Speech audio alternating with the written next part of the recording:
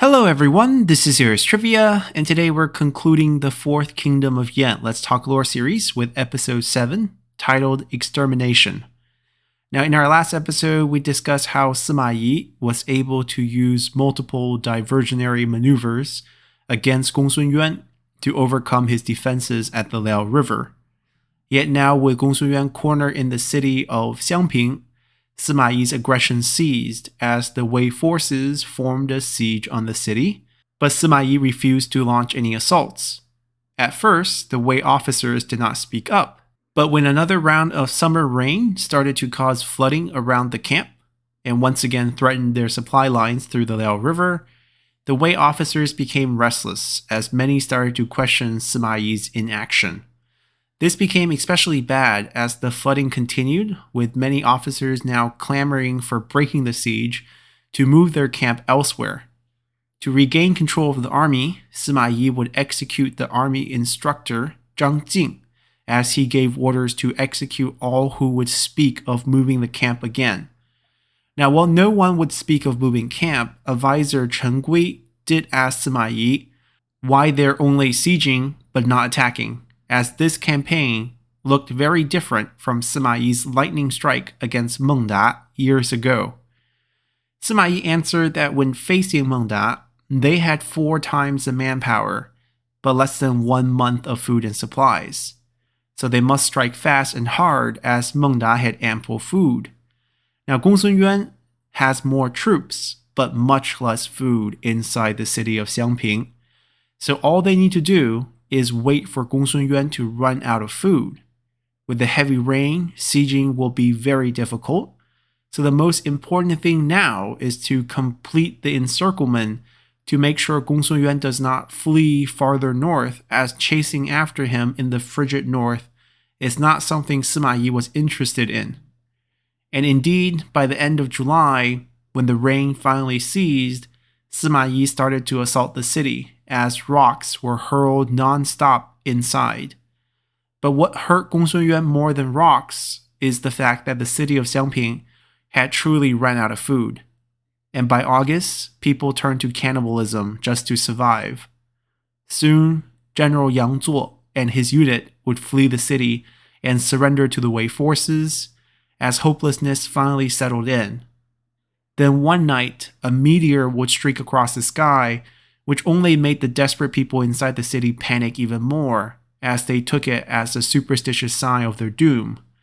So, in a last-ditch effort, Gongsun Yuan sent an envoy, led by his chancellor Wang Jian, to discuss potential surrender terms, as Gongsun Yuan offered to surrender if Simayi would lift the siege. But Simayi did not even entertain the idea, as he would execute the envoy and tell Gongsun Yuan that sending old stubborn men would not work. But not hoping to give up, Gongsun Yuan would send in his Minister of Guard, Wei Yan, to discuss new terms, where he would now be willing to send his son, Gongsun Xiu, as a hostage to Wei's court in Luoyang to ensure his future loyalty. Simayi replied that there are 5 scenarios in any battle. First, if you can win in the field, then you should fight. Second, if you cannot win in the field, then you should defend. Third, if you can't even defend, then you should run. 4, if you cannot run, then you should surrender. Lastly, if you cannot surrender, then you will die. Clearly, the first 3 options are now gone, so either tie yourself up and surrender, or wait for your death. Now, Gongsun Yuan, being the paranoid person he was, did not believe that surrendering himself will result in anything but death at the hands of the Wei court. So in August of 238, after seeing that Simayi would not receive any of his terms, Gongsun Yuan and his son, Gongsun Xiu, would flee the city as they tried to dash for the southeast, hoping to escape to the fringe commanderies of Lelang and Daifeng, or perhaps to one of their vassal kingdoms in the south.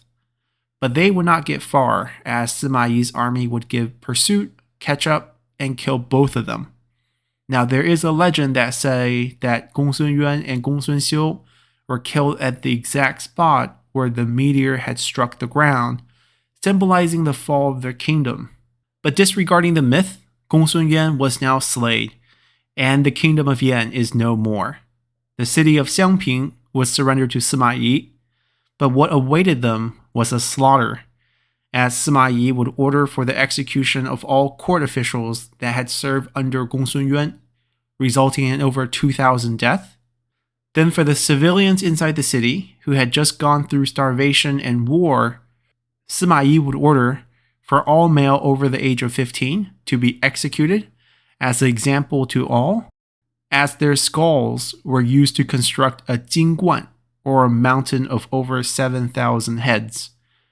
Not only that, but 40,000 additional Han citizens from across the kingdom of Yan were categorized and ordered to return with Simayi's army inland, as they were now destined for Tuntian farms, with Simayi seeking to permanently weaken the Liaodong region to prevent any future issues, while the interior region of Wei also requires strengthening, as Cao Rui's fascination with palace construction has started to strain Wei's coffers.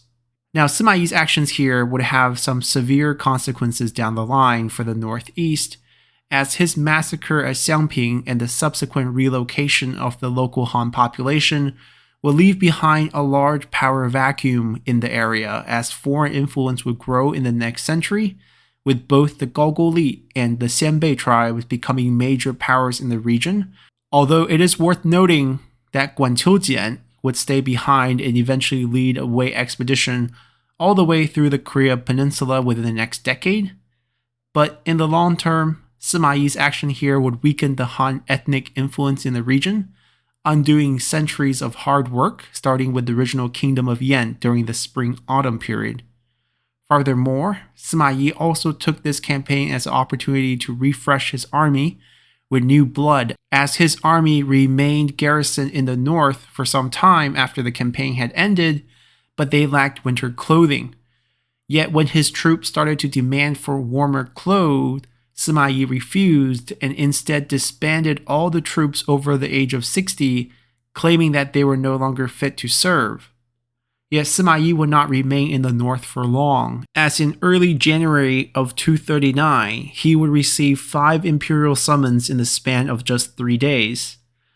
And whilst the summons just stated how Emperor Cao Rui had missed Simayi, Simayi had a sudden feeling that something was wrong, as he would rush back to Luoyang in just 1 day and night, traveling over 200 kilometers to find Emperor Cao Rui suddenly on his deathbed at the age of just 33. Now this will be a story for another time, as Cao Rui would make Simayi one of the 2 co-regents for the next emperor. But for the time being, the kingdom of Yan was no more, but we still have a few interesting storylines to wrap up. First, the Wu reinforcement, led by Yang Dao, would actually arrive at the southern tip of Liaodong in late August. But by that time, Gongsun Yuan was already dead and the war was already over. But as Yang Dao had reasoned with Sun Quan, the expedition would not be a complete loss, as Yang Dao would launch a rather unsuspected attack against a small Wei garrison. Then proceeding to plunder the coast and kidnap quite a number of civilians, they would eventually make their way back to the kingdom of Wu with quite a haul. Second, Gongsun Yuan's uncle, Gongsun Gong, would be released by Simayi and be spared, as he was framed as a victim of Gongsun Yuan's rebellion. Yet I personally think the real reason Simayi had spared him was because he was old, castrated, and a sickly man, where leaving him alive would be far more cruel than simply killing him out of mercy. Lastly, the last remaining member of Gongsun Du's line would be his grandson, Gongsun Huang, who is the older brother of Gongsun Yuan, as he was serving as a political hostage in the Wei court. And although he was the first to warn the court about his younger brother's likely rebellion, the court still deemed that showing him mercy here would set a bad example for all the other vassals in the future. So when Gongsun Yuan rebelled, Gongsun Huang and his family were all thrown into prison, where they waited for their execution. Now Emperor Cao Rui did feel that Gongsun Huang's warning was worth at least some mercy, as he would eventually save them the embarrassment of being publicly executed in the markets, as he would send Gongsun Huang's family gold dust to swallow in prison as a form of suicide. And with Gongsun Huang's death, Gongsun Du's line and our series also comes to a close. So hopefully you all enjoyed this episode and series enough to hit that like button to help support the channel, and I'll see you all next time when we return next week to cover the third siege of Hefei. Until then, bye!